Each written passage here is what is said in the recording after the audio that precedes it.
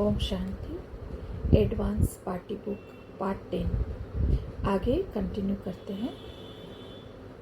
अब है अव्यक्त बाप दादा के महावाक्य हैं। बड़ी आयु की तुलना में छोटेपन में सतो प्रधानता रहती है। कुछ न कुछ प्योरिटी की पावर होने के कारण उनकी बुद्धि जो काम करेगी वह बड़ों की नहीं करेगी। अब यह चेंज होगी। बड़े भी बच्चों की राय को रिगार्ड देंगे। अभी बच्चों को भी मालिक समझकर चलाते हैं, तो यह भी ड्रामा में पार्ट है। छोटे ही कमाल कर दिखाएंगे। एडवांस पार्टी का तो अपना कार्य चल रहा है, लेकिन वे भी आपकी स्थिति एडवांस में जाने के लिए रुके हुए हैं। उनका कार्य भी आपके कनेक्शन से चलता है। सारे कार्य का आधार आप विशेष आत्माओं के ऊपर है। अभी चलते चलते ठंडाई हो जाती है। समझते हैं यह तो परंपरा से खेल चलता ही आ रहा है, लेकिन यह चलते चलते शीतलता क्यों आती है? लेक्चर्स तो करते हो, लेकिन लेक्चर्स के साथ साथ फीचर्स भी अट्रैक्ट करें, तब लेक्चर्स का इफ़ेक्ट हो। आपकी मुख्य विशेषता है प्रैक्टिकल लाइफ की। जब लेक्चर्स से प्रैक्टिकल का भाव प्रकट हो, तब वह लेक्चर देने से न्यारा दिखाई दे। अगला टॉपिक है एडवांस पार्टी, एडवांस जन्म, एडवांस स्टेज और गर्व। Advance party, advance stage, advance जन्म और जन्म। एडवांस पार्टी वाली आत्माएं जो जन्म लेती हैं वह विकारी गर्भ से ही लेती हैं, परंतु गर्भ उनको गर्भ जेल जैसा अनुभव नहीं होता है। अर्थात गर्भ में कोई दुख की अनुभूति नहीं होती है। इसके संबंध में दादी प्रकाशमणि के देह त्याग के समय वतन में दादी जी और गुलजार दादी जी का वार्तालाप भी वतन में अव्यक्त बाप दादा के सामने हुआ था। एडवांस जन्म लेने वाली आत्माओं के लिए गर्भ महल के समान सुखदायी होता है। एडवांस स्टेज वाली आत्माओं को गर्भ जेल और गर्भ महल दोनों के विषय में ज्ञान होता है, परंतु उन्होंने गर्भ जेल से जन्म लिया है, इसलिए वह अनुभव उनकी स्मृति में संचित होता है। गर्भ महल का ज्ञान परमात्मा से मिलता है और उसका अनुभव भी उनकी बुद्धि में मर्ज होता है, इसलिए उनको गर्भ में जाने का मन नहीं होता है, परंतु विश्व नाटक के विधि विधान अनुसार समय पर जाना ही होता है और पाठ बजाना ही होता है। एडवांस जन्म जब लेंगे, अर्थात सतयुग त्रेता में गर्भ में कोई गंदगी आदि होती ऐसा संकल्प भी नहीं होगा, इसलिए उनको गर्भ में जाने की कोई हिचक नहीं होगी। खुशी से समय पर एक शरीर छोड़ गर्भ में जाकर नया जन्म लेंगी। एडवांस पार्टी वालों को नाम मात्र इन बातों का ज्ञान होगा, परंतु उनका इस संबंध में अधिक संकल्प नहीं चलता है, क्योंकि उनके एडवांस पुरुषार्थ के आधार पर वह अनुभव मर्ज हो जाता है। एडवांस स्टेज वालों को संगम युग पर गर्भ जेल, गर्भ महल आदि का ज्ञान होता है। उसका अनुभव उनकी आत्मा में संचित होता है, इसलिए उनको गर्भ में जाने में हिचक भी होती है, परंतु ड्रामा अनुसार पाठ बजाना ही है, इसलिए ज्ञान से वह हिचक बुद्धि से निकालनी होती है। संक्षेप में विचार करें तो यह विश्व नाटक का सारा खेल जन्म मरण पर आधारित है। सारे कल्प में पाठ बजाने के लिए एक शरीर छोड़ दूसरा लेने के लिए गर्भ में जाना ही होता है, परंतु समय समय पर पाठ और कर्मानुसार उसकी अनुभूति अलग अलग होती है।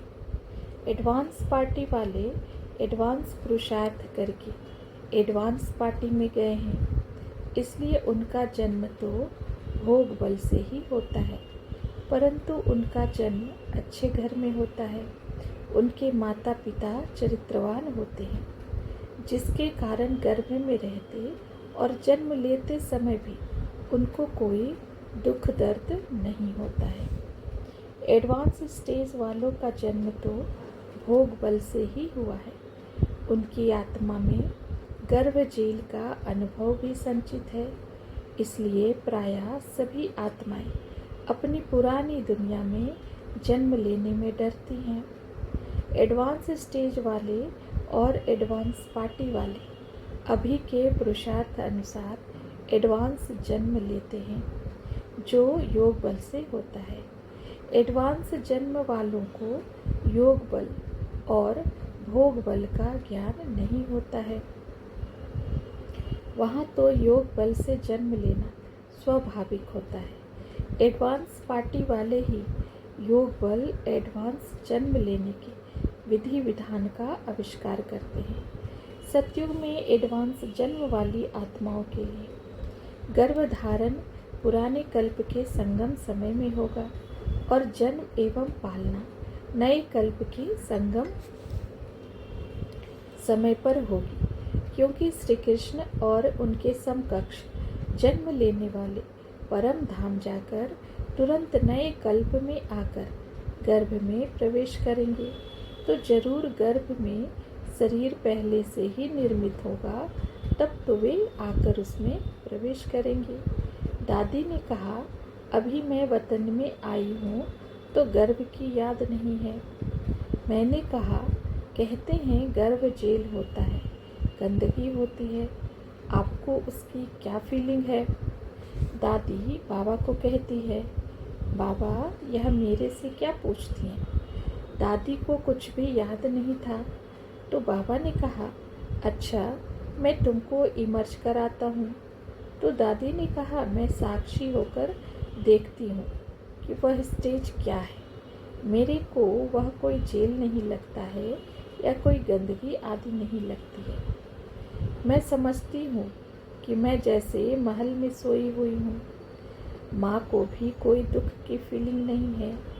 मेरे जो माँ बाप हैं वे समझते हैं कि कोई अवतार आने वाला है, बच्चा नहीं समझते हैं। अभी मेरा चोला तैयार हो रहा है, जब तैयार हो जाएगा तब बाहर आ जाऊंगी। फिर बाबा ने कहा, सुना, अभी दादी को यह भूल जाएगा। इस संदर्भ में महाभारत में शुकदेव के संबंध में भी वर्णन है कि उनको गर्भ भी महल के समान सुखदायी अनुभव होता था, बाहर आने की दिल नहीं होती थी।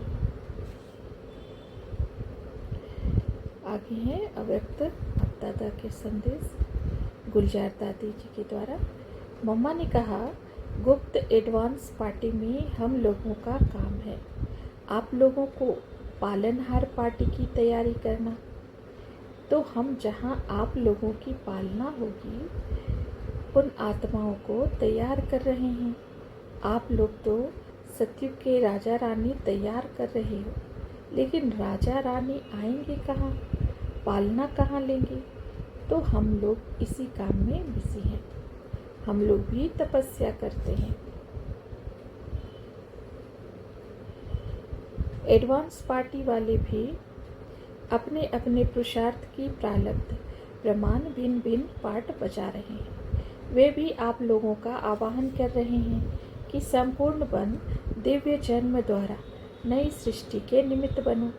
उनमें दिव्यता है, पवित्रता है, परमात्मा लगन है, लेकिन ज्ञान क्लियर इमर्ज नहीं है। यह स्मृति नहीं है कि हम संगम युग से आए हैं। अगर ज्ञान इमर्ज हो जाए तो सभी भागकर मधुवन में आ जाए।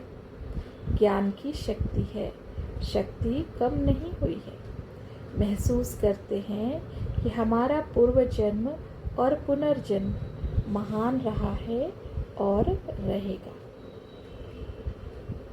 फिर साकार बाबा के महावाक्य हैं, अभी इन एडवांस जो शरीर छोड़ेंगे वो कोई के पास तो जाएंगे ना। निर्विकारी के पास तो पहले पहले श्री कृष्ण को ही जन्म लेना है, बाकी उससे पहले जो जाएंगे वे विकारी के पास ही जन्म लेंगे, परंतु वे गर्भ में इतनी सजाएं नहीं भोगेंगे। बड़े अच्छे घर में जन्म लेंगे, सजाएं तो कट गई हैं, बाकी करके थोड़ी होगी, इसलिए उनको इतना दुख नहीं होगा। बाप को भी नई दुनिया बनाने में मेहनत लगती है, ऐसे नहीं कि झट से नई दुनिया बन जाती है। तुमको देवता बनने में टाइम लगता है। अभी जो अच्छे कर्म करते हैं वे अच्छे कुल में जन्म लेते हैं। अभी तुम्हारी आत्मा अच्छे कर्म सीख रही है। आत्मा ही अच्छे या बुरे संस्कार ले जाती है। अभी तुम गुलगुल बन अच्छे घर में जन्म लेते रहेंगे। यहाँ जो अच्छा पुरुषार्थ करते हैं तो जरूर अच्छे कुल में जन्म लेते होंगे। यहाँ जो अच्छा पुरुषार्थ करते हैं और शरीर छोड़ते हैं तो जरूर अच्छे कुल में जन्म लेते होंगे। नंबरवार तो है ना, जैसे जैसे कर्म करते हैं ऐसा जन्म लेते हैं। जब बुरे कर्म करने वाले बिल्कुल खत्म हो जाते हैं फिर स्वर्ग स्थापन हो जाता है। तमो प्रधान जो भी हैं वे सब खत्म हो जाते हैं। फिर नए देवताओं का आना शुरू होता है। जब भ्रष्टाचारी सब खत्म हो जाते हैं तब कृष्ण का जन्म होता है। तब तक बदली सदली होती रहती है। अभी तुमको वासना आती है कि जो बाबा ज्ञान का सागर है, सभी आत्माओं का बाप है, वह हमको पढ़ा रहे हैं। तुम हो कितने साधारण और बनते क्या हो विश्व के मालिक। तुम्हारा कितना श्रृंगार होगा, गोल्डन स्पून इन माउथ होगा। अभी जो अच्छे अच्छे बच्चे शरीर छोड़ते हैं तो जरूर बहुत अच्छे घर में जन्म लेते हैं। सतयुग में लॉ बना हुआ है, जब समय होता है तो दोनों को साक्षात्कार हो जाता है कि अब बच्चा होने वाला है। उसको कहा जाता है योग बल। पूरे टाइम पर बच्चा पैदा हो जाता है। वहाँ कोई तकलीफ नहीं, रोने की आवाज़ नहीं। वहाँ जब शरीर छोड़ने का टाइम होता है तो टाइम पर शरीर छोड़ देते हैं। कोई मोह आदि होता नहीं है। सर्प का मिसाल है ना। अभी कितने मनुष्य हैं, सतयुग में बहुत थोड़े मनुष्य होंगे। वहाँ सब संपूर्ण निर्विकारी होते हैं। वहाँ लक्ष्मी नारायण की गति चलती है तो जरूर उनको बच्चा भी होगा, परंतु वहाँ बच्चे योग बल से होते हैं, विकार की बात नहीं। यह भी ड्रामा में नूंद है। पवित्र होने के कारण साक्षात्कार होता है कि अब बच्चा होने वाला है। पपीते का भी मिसाल है ना। फिर आगे बाबा ने कहा है साक्षात्कार होता कि अब बच्चा होने वाला है। पपीते का भी मिसाल है ना, मेल फीमेल एक दो के बाजू मुँह होने से फल पैदा होता है। मोर और डेल का भी मिसाल है, उसको भारत का नेशनल बर्ड कहा जाता है। डेल को प्रेम के आंसू से गर्भ हो जाता है, वह विकार तो नहीं हुआ ना।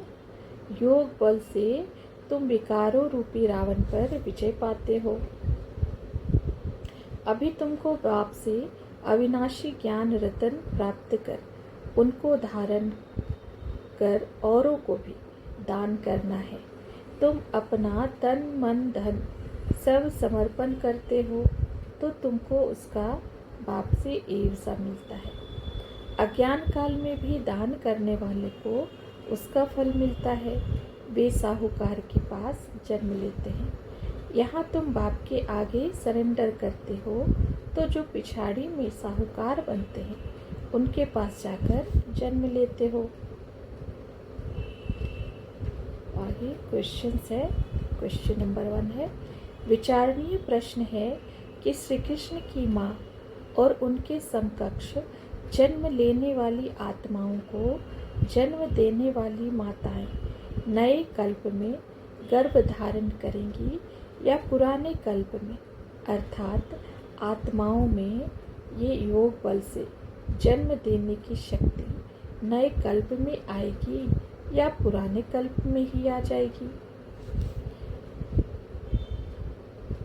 तो यहाँ पे भवन का है, विवेक कहता है कि ये शक्ति पुराने कल्प में ही आ जाएगी, अर्थात वे माताएं गर्भ तो पुराने कल्प में ही धारण करेंगी, लेकिन उस गर्भ में निर्मित शरीर में आत्माएं नए कल्प में प्रवेश करेंगी, क्योंकि आत्माएं तो विनाश के समय परम धाम जाकर नए कल्प में ही वापस आकर पाठ बजाने आएंगी।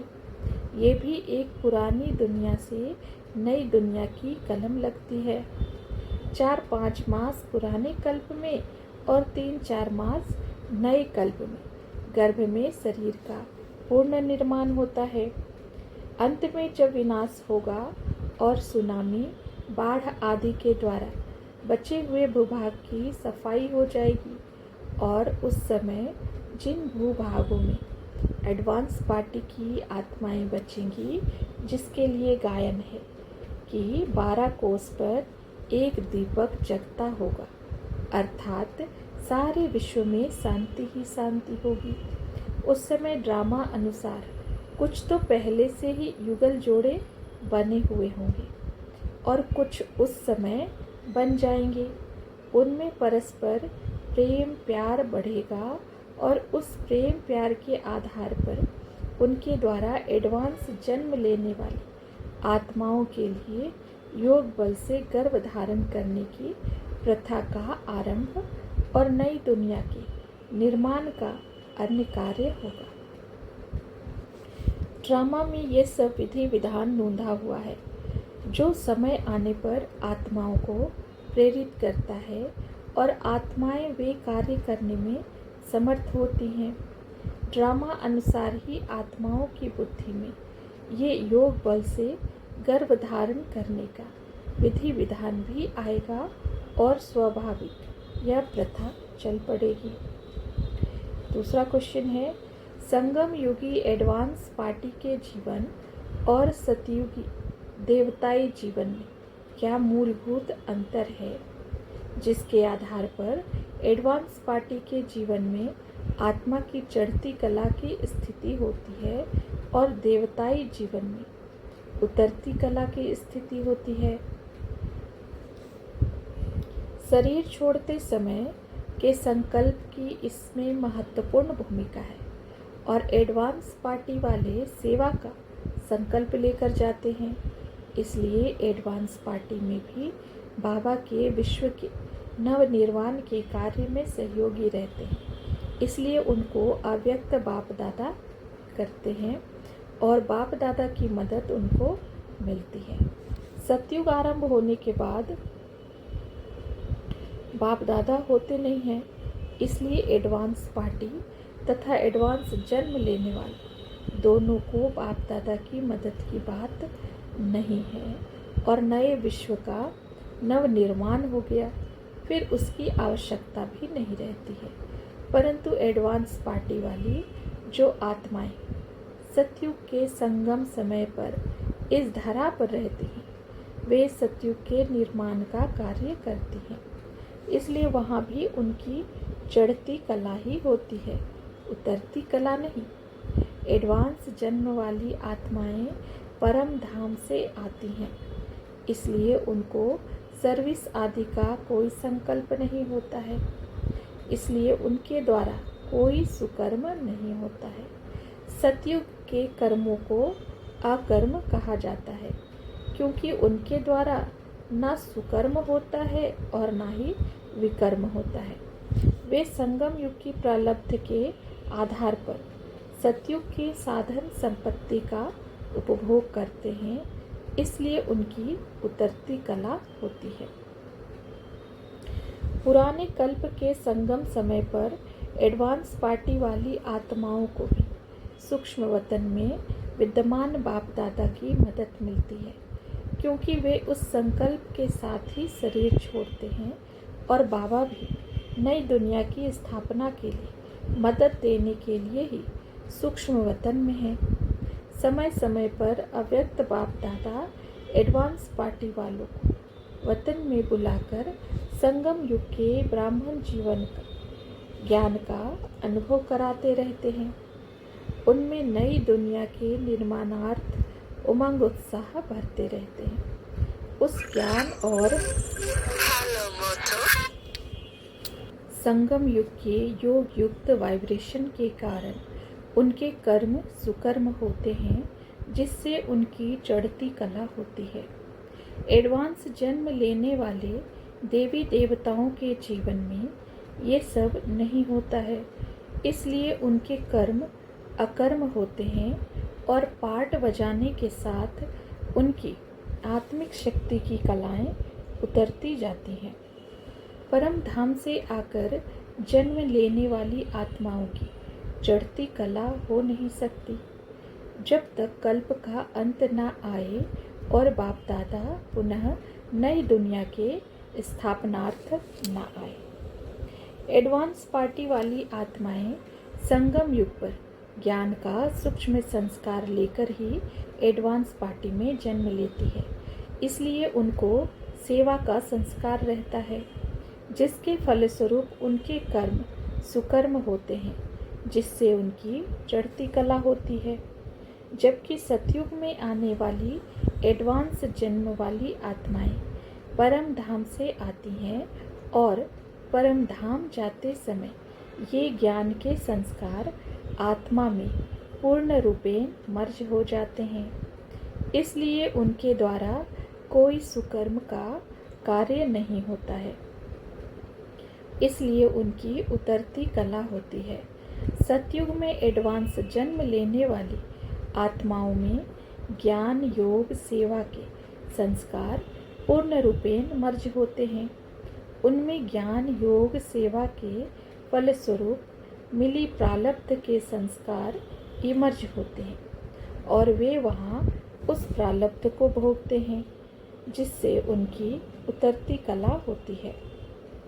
सतयुग में एडवांस जन्म लेने वाली आत्माओं के कर्म न सुकर्म होते हैं और न विकर्म होते हैं।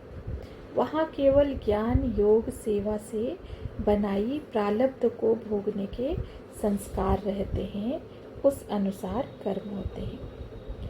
चढ़ती कला का आधार सुकर्म होते हैं, जो त्याग तपस्या ज्ञान योग धारणा सेवा के आधार पर होते हैं, जो एडवांस स्टेज और एडवांस पार्टी वालों के ही होते हैं, जिससे उनकी चढ़ती कला होती है।